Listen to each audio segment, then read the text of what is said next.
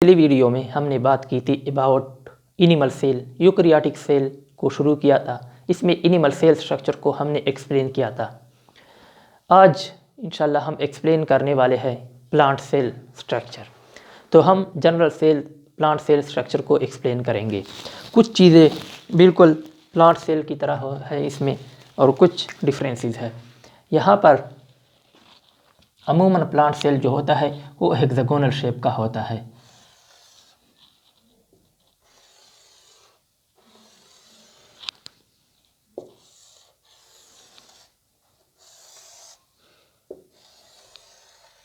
ये इसका हो गया cell membrane, typical cell membrane, बिल्कुल इसी तरह जो कि हमने एक्सप्लेन किया था एनिमल सेल का, बिल्कुल इसी तरह लिपिड, प्रोटीन और फास्फोलिपिड का बना होता है। ये है जिसे प्लाज्मा मेम्ब्रेन कहा जाता है।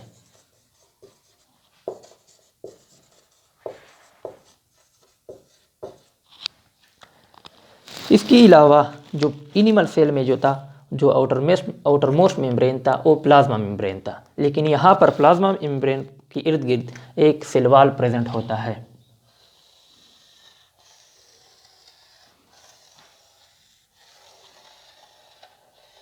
जो कि यूजुअली सेल्यूलोज का बना होता है। प्लांट का जो सेल वॉल होता है वो सेल्यूलोज का बना होता है।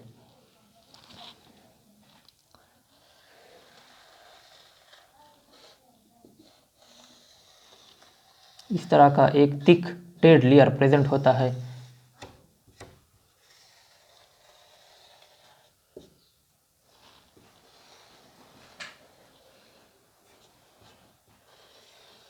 जिसे सेल वॉल कहते हैं। ये सेल वॉल, इस सेल वॉल में इस तरह के पिट्स प्रेजेंट होते हैं जिसके ज़रिए एक सेल दूसरे सेल के ज़रिए दूसरे सेल के साथ कम्युनिकेट करता है,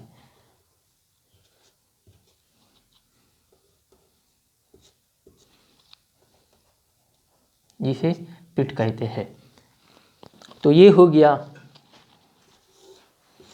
सेल वॉल, प्लांट सेल का जो सेल वॉल होता है। ये हो गया पिट, ये पोर होते हैं जिसके ज़रिए एक सेल दूसरे सेल के साथ कम्युनिकेट करता है।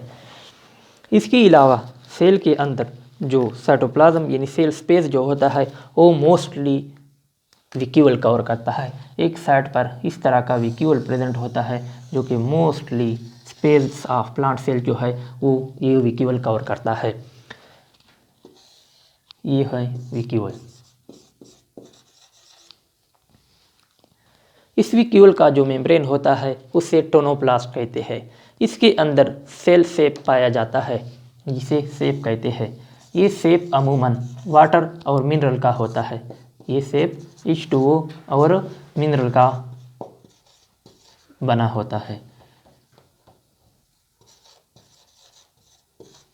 बहुत सारे मिनरल और वाटर इसमें पाए जाते हैं जो कि सेल सेप को बनाता है। विक्यूल की मेम्ब्रेन को टोनोप्लास्ट कहते हैं।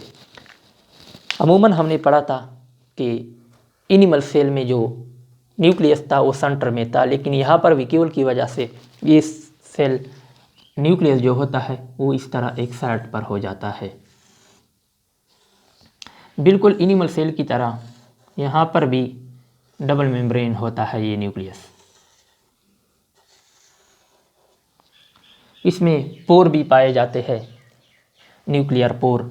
इसका डबल मेम्ब्रेन होता है न्यूक्लियर मेम्ब्रेन। इसके अंदर एक डार्क स्टेन स्ट्रक्चर बिल्कुल इसी तरह का न्यूक्लियोलस होता है। इसके अलावा इसके साथ साथ हमने उसमें भी पढ़ा था क्रोमेटिन फाइबर भी होते हैं, और यहाँ पर इसके साथ साथ इसी तरह न्यूक्लियोप्लाज्म भी होता है। यहाँ पर जो स्पेस रह जाता है इसमें साइटोप्लाज्म पाया जाता है, जो कि साइटोप्लाज्म में मुख्तलिफ़ किस्म की एंजाइम्स और इसके साथ साथ मेम्ब्रेन बाउंडेड स्ट्रक्चर यानी ऑर्गेनेल्स भी पाए जाते हैं। ये हो गया साइटोप्लाज्म।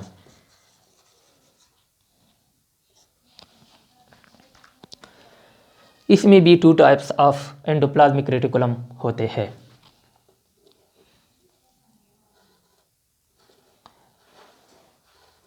एक रफ होता है और दूसरा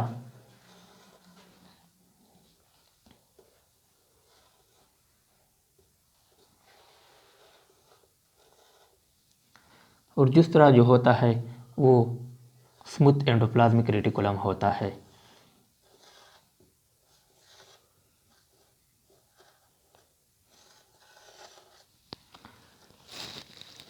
हमने पहले ही बताया था कि रफ को रफ इसलिए कहते हैं क्योंकि इस पर राइबोसोम्स प्रेजेंट होते हैं, इसके सरफेस पर राइबोसोम पाए जाते हैं। ये राइबोसोम ETS टाइप के होते हैं और बाउंड राइबोसोम कहलाते हैं। इसके साथ साथ फ्री राइबोसोम भी यहाँ पर पाए जाते हैं। ये भी राइबोसोम है लेकिन फ्री राइबोसोम्स है और ये बाउंड राइबोसोम्स है। दोनों ETS टाइप के होते हैं। ये हो गया रफ एंडोप्लाज्मिक रेटिकुलम, ये है स्मूथ एंडोप्लाज्मिक रेटिकुलम। इसके अलावा यहाँ पर भी गाल्जी बॉडीज़ का प्रेजेंट होता है। गाल्जी बॉडीज़ यहाँ पर वहाँ पर एनिमल सेल में हमने बनाया था कि बिल्कुल यहाँ ये सेल न्यूक्लियस के बाहर था, लेकिन यहाँ पर थोड़ा सा सेल मेम्ब्रेन के नज़दीक होता है, लेकिन बिल्कुल इसी तरह का होगा जो कि कनकेव साइड जो होगा उसका वो सेल मेम्ब्रेन की तरफ होगा और कन्वेक्स शेप साइड जो होगा, ये कन्वेक्स साइड जो होगा वो न्यूक्लियस की तरफ होगा और कनकेव जो होगा वो ऊपर सेल मेम्ब्रेन की तरफ होगा। ये हो गया गाल्जी बॉडीज़ या गाल्जी कम्प्लेक्स, जिसे प्लांट सेल में डिक्टियोसोम भी कहते हैं। गाल्जी बॉडीज़ जिसे डिक्टाइसोम भी कहते हैं प्लांट सेल में।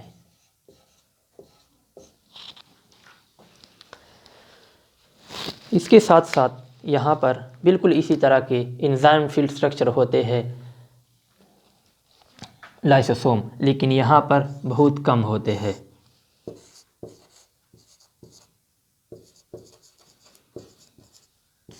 प्लांट सेल में लाइसोसोम कम होते हैं बनिस्बत एनिमल सेल के। इसके अलावा इस माइक्रोबॉडीज़ में स्फीरोसोम्स,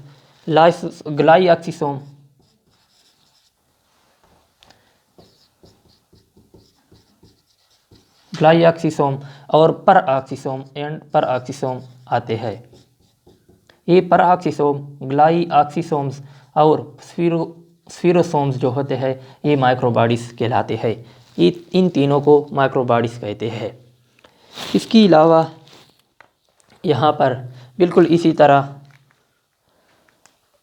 इसी तरह का साइटोस्केलेटन भी पाया जाता है।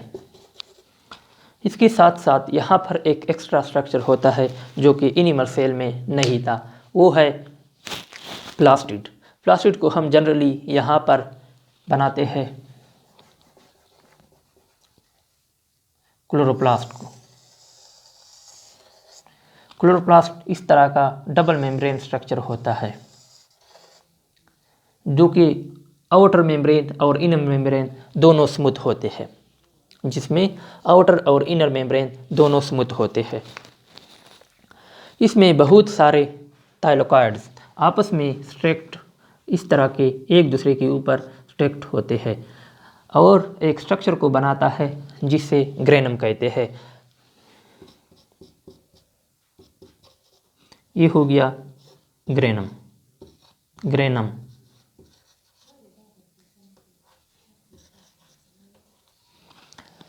ये ग्रेनम आपस में इंटरग्रेना के ज़रिए मिले होते हैं। इस थाइलाकॉइड जो आपस में एक दूसरे के ऊपर जमा हो जाते हैं, इसके मेम्ब्रेन में क्लोरोफिल पाया जाता है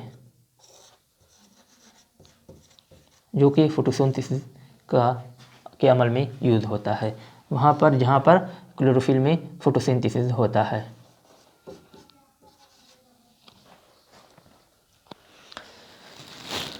ये हो गया प्लांट सेल का जनरल स्ट्रक्चर। इससे पहले हमने एनिमल सेल को डिस्क्राइब किया था, वहाँ पर हमने सेंट्रियोल यानी सेंट्रोसोम को बनाया था, लेकिन वो सिर्फ एनिमल सेल में होता है, प्लांट सेल में नहीं होता है। यहाँ पर हमने क्लोरोप्लास्ट को बनाया, क्लोरोप्लास्ट को, जो कि सिर्फ प्लांट सेल में है, एनिमल सेल में नहीं है।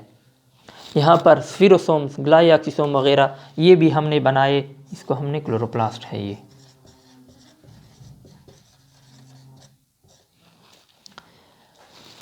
ये सिर्फ प्लांट सेल में होता है, एनिमल सेल में नहीं होता है। यहाँ पर फोटोसिंथेसिस का अमल होता है। हम आगे एक एक स्ट्रक्चर को इंशाल्लाह डिटेल के साथ पढ़ेंगे। तो अगला टॉपिक इंशाल्लाह हमारा सेल वॉल होगा। इसके बाद हम इस अगला टॉपिक जो हमारा है सेल वॉल से पहले, वो है मॉडर्न सेल थ्योरी, जिसे मॉडर्न सेल थ्योरी कहते हैं। इंशाल्लाह हम उसको भी एक्सप्लेन करेंगे और इसके बाद आएंगे सेल स्ट्रक्चर की जानिब, जो कि एक एक पार्ट को हम डिटेल के साथ इंशाल्लाह पढ़ेंगे। पहले मरहले में सेल वॉल, फिर सेल मेम्ब्रेन, फिर सेल के अंदर दाखिल होकर मुख्तलिफ़ चीज़ों को इंशाल्लाह डिटेल के साथ पढ़ेंगे।